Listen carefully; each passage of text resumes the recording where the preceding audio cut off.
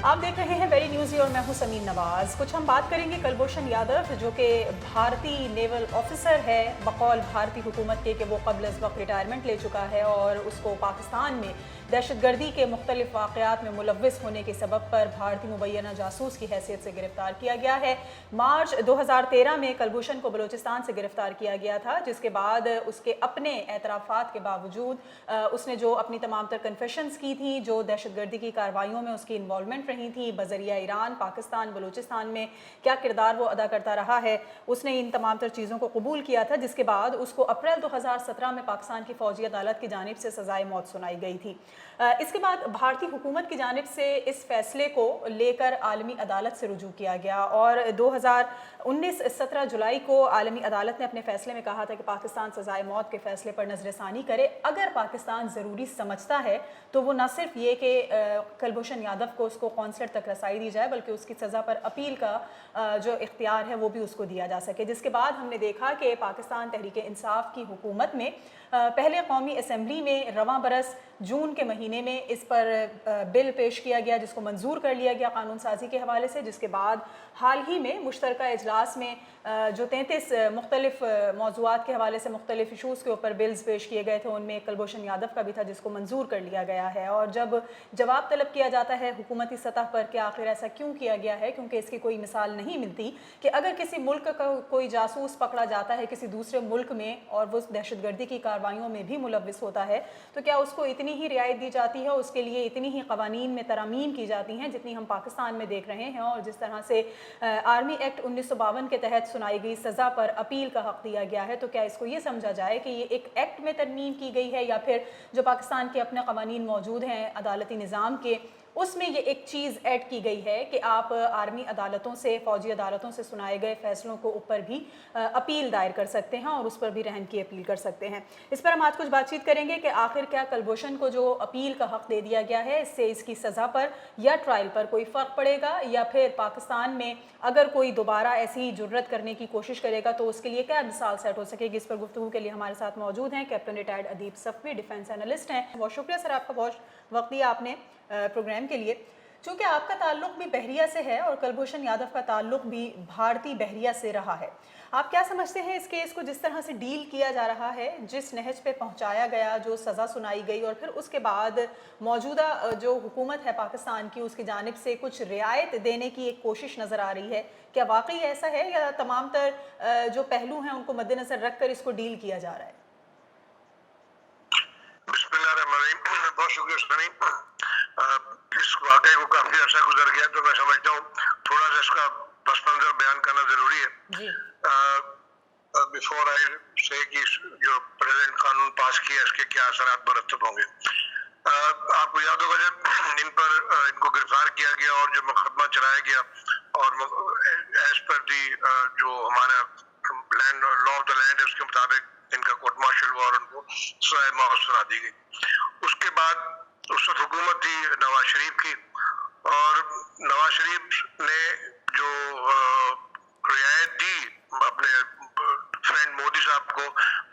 Bye accepting the jurisdiction of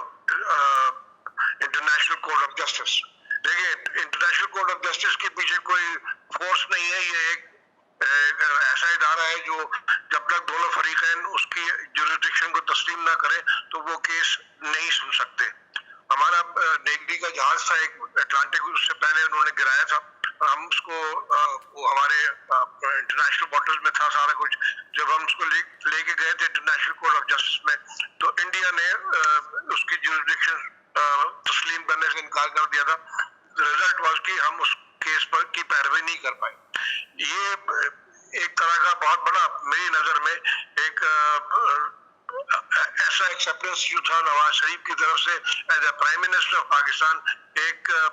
unexpected था कि आपने क्यों ये रियायत एक्सेप्ट कर ली, क्यों उनको ये जुरिसडिक्शन दे दी कि हाँ जी आप वहां जा सकते हैं। मेरी नजर में ये मुल्क से गद्दारी से के मुतरादिफ है कि आपने एक ऐसे शख्स के लिए वो चीज कर दी जो कि नहीं होनी चाहिए थी। अब जब आप इंटरनेशनल कोर्ट ऑफ जस्टिस को तस्लीम कर लेते हैं तो उनके फैसलों पर अमल जलामत करना एक तरह का लाजिम हो जाता है, क्योंकि आपने उनको तो ऑलरेडी तस्लीम कर लिया है। इस पे वर्ल्ड ओपिनियन और यूनाइटेड नेशंस और तमाम दूसरे इदारे जो वो फिर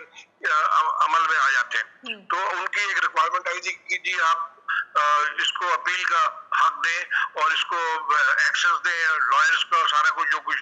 उनके साथ होता रहा है। पाकिस्तान पर ये लाजिम था कि वो इनकी अप्लाई करें। लेकिन सफ़ी साहब उसमें एक जो वर्ड ऐड था जो आलमी अदालत का फैसला था, उसमें यह था कि अगर ज़रूरी समझा जाए, यानी अगर पाकिस्तान ज़रूरी समझता है कि इसमें तरमीम की जा सकती है कानून में और वो समझता है कि जो सज़ा सुना दी गई है उस सज़ा में अपील का हक होना चाहिए, यानी उन्होंने जो बॉल थी वो पाकिस्तान के कोर्ट में डाल दी और उन्होंने कहा कि अगर ज़रूरी समझा जाए तो कवानीन में तरमीम की जा सकती है। अब तरमीम तो कर दी गई लेकिन ये नहीं बताया गया कि ज़रूरी क्यों समझा गया, क्या वजह है और क्यों ज़रूरी समझा गया कि कुलभूषण को रियायत दी जाए। नहीं, ये ऐसी बात नहीं थी कि जरूरी समझा जाए। वो जो ये अपील का हक था कि जो आपके जस्टिस का जो डिस्पेंसेशन है वो हो, उसको आप ये वैसे ही पढ़ रही है जैसे कि रोको मत जाने दो या रोको मत जाने दो, तो ये अब कॉमा गलत जगह लग रहा है। उन्होंने उसमें जो फैसला था वो ये था कि आप उनको उसका जो जस्टिस के मुताबिक उसको हक दें। अब उसकी जो इस बात पर आ जाते हैं जो बिल पास हुआ है, जो बिल पास हुआ इससे बिल्कुल कोई फर्क नहीं पड़ेगा। अगर अपील वो करेगा भी इस के तहत तो पाकिस्तानी कोर्ट में ही अपील होगी और पाकिस्तानी कोर्ट ही इनको सुनेंगे और तमाम जो शवाहिद और जो चीजें जमा की गई है वो दोबारा पेश की जाएंगी। तो इस तरीके से कोई फर्क नहीं पड़ेगा। आप कोई बाहर के लोग इसमें शामिल नहीं होंगे, सिर्फ पाकिस्तानी कोर्ट को दोबारा सुनने की उनको एक सहूलत दे दी गई है। लेकिन केस की नौयत पर या केस की अहमियत पर कोई खास फर्क नहीं पड़ेगा। जो आपका जो जस्टिस सिस्टम है वो उनको सुनने के बाद अपने इंडिपेंडेंट नतीजे पे पहुंचेगा कि हाँ ये फैसला सुनाया गया ये सही है या गलत। अगर उन्होंने सही कहा तो फिर उसकी क्या कहते हैं बाकी जो नेक्स्ट स्टेप है कि प्रेसिडेंट को अपील करे और उसके बाद उनकी एग्जीक्यूशन हो। एग्जैक्टली पाकिस्तान के कानून के मुताबिक आगे केस चलेगा। सही, लेकिन सफ़ी साहब जो हमारा जुडिशरी सिस्टम है, अदालती निज़ाम है, उसमें तो बिल्कुल ये एक एग्जांपल हमें नज़र आती है कि जी एक अदालत से फ़ैसला आ जाता है तो उसके बाद आप उससे ऊपर हाई कोर्ट में चले जाते हैं, सुप्रीम कोर्ट में चले जाते हैं, अपील का आपके पास इख्तियार होता है, फिर आपके पास सदर पाकिस्तान तक रसाई का भी इख्तियार होता है। लेकिन जो पाकिस्तान आर्मी एक्ट 1952 है जिसके तहत ये तमाम तर फैसला किया गया और ये सज़ा सुनाई गई कुलभूषण यादव को जो कि मुबैना जासूस है भारत का और पाकिस्तान में मुख्तलिफ दहशतगर्दी की वारदातों में मुलव्विस है, जिसका खुद वो एतराफ़ भी कर चुके हैं। तो आप क्या समझते हैं, क्या ये जो तरमीम की गई है ये उस आर्मी एक्ट 1952 के हवाले से है कि वो जो कानून बना हुआ है जिसके तहत सजाएं दी जाती हैं उस पॉइंट को जो है वो चेंज किया जाएगा, या फिर ये जो पाकिस्तान की अदालतों का कानून है उसमें ये एक पॉइंट शामिल कर दिया गया है कि आप आर्मी एक्ट के तहत सुनाई गई सज़ा को अपील का हक उसके लिए भी कर सकते हैं? ये बिल्कुल बहुत अच्छा सवाल है और मैं समझता हूँ इसका जवाब बड़ा सिंपल ही है कि ये इस केस के मुतालिक ये बिल पास हुआ है और उनको जो अगर आप देखें जो उसके अल्फाज हैं और जो इस पर्टिकुलरली कुलभूषण के ही हवाले से ये किया गया 1952 का एक्ट पे कोई इसका असर नहीं पड़ेगा, वो वैसे ही है। मैंने जैसे पहले अर्ज किया कि उसके तहत जो सजा सुनाई गई थी उस पर अमल दरामद हो जाना चाहिए था अगर प्राइम मिनिस्टर आपके इंटरनेशनल कोर्ट ऑफ जस्टिस की जुरिडिक्शन को इनकार कर देते। लेकिन चूंकि आपने वो एक्सेप्ट कर लिया तो इसलिए अब आप पर ये लाजिम हो गया कि उनके मुताबिक आप ही करें। लेकिन 1952 के एक्ट के मुताबिक कोई तब्दीली नहीं है। जो नेक्स्ट कोई केस आएगा उसको आप ऐसे हैंडल करेंगे। अब इनको आगे केस बढ़ाने की खातिर अपने जो अपील कर सकते हैं अगर करना चाहे, और जैसे कि सुनने में आ रहा था कि पहले भी उसने अपील करने से इनकार कर दिया था, तो अभी अगर अपील करना चाहे तो अपील कर ले, उसके बाद फिर सदर के पाकिस्तान के पास रहम की अपील करे और उसके बाद एग्जीक्यूशन हो जाएगी। तो प्रोसीजर में कोई तब्दीली नहीं होगी, वो वैसे ही कि वैसे ही रहेगा और इसमें आर्मी एक्ट जो है वो बरकरार रहेगा। सफ़ी साहब, जब हुकूमत से इस बात का जवाब तलब किया जाता है कि आखिर क्यों ज़रूरी समझा गया कुलभूषण के हवाले से इस तरमीम को, तो ये जवाब दिया जाता है कि अगर ऐसा ना किया जाता तो भारत सलामती काउंसिल में पाकिस्तान के ख़िलाफ़ जा सकता था और कार्रवाई हो सकती थी रुकनीत के हवाले से कि रुकनीत बरकरार रहे या ना रहे। तो क्या वाकई ऐसा मुमकिन है कि महज कुलभूषण यादव को बुनियाद बनाकर पाकिस्तान की जो सलामती काउंसिल की रुकनीत है उसको ख़त्म करवाया जा सकता है? भारत इतना स्ट्रॉन्ग है? नहीं, ये बिल्कुल ही स्टेटमेंट है जिसका कोई असली से ताल्लुक नहीं। ये इस तरह की डिस इन्फॉर्मेशन जानबूझ के फैलाई जाती है जिसका नतीजे में लोगों के जहनों पर एक अभाम सा पैदा हो जाता है। लेकिन ऐसी चीज का कोई इंदराज नहीं, ना ही यूएन सिक्योरिटी काउंसिल की मेंबरशिप या यूनाइटेड नेशंस की मेंबरशिप का ताल्लुक इंडिविजुअल एक्शन और इस तरह की चीजों से है। इसका कोई सरोकार नहीं है। ना ही वो हुकूमती सदाशत दिए जा रहे हैं। ठीक है, अच्छा ये मुझे बताएं कि इसमें तो कोई दो राय नहीं है कि भारतीय मकबूजा कश्मीर में जो इस वक्त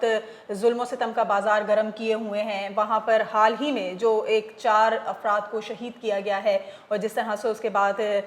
उनके लवाहिकीन की भी वीडियोज़ वायरल हुई हैं कि जो कुछ वो बता रहे हैं, तो हम इस बात से तो इनकार नहीं कर सकते, दुनिया इस चीज़ को मानती है कि कश्मीर में क्या कुछ हो रहा है भारत की जानिब से। और सिर्फ कश्मीर में ही नहीं बल्कि जिस तरह से पाकिस्तान की मिसालें मौजूद हैं और कुलभूषण यादव उसकी एक जीती जागती मिसाल है, तो क्या हम कोई मिसाल इसको नहीं बना सकते आइंदा कुछ इस तरह की दरअंदाजी ना हो सके, कुछ ऐसी मुदाखलत ना हो सके पाकिस्तान के हमसाया ममालिक की जानिब से कि पाकिस्तान में जासूसी या पाकिस्तान में दहशतगर्दी की कार्रवाइयों को बआसानी कोई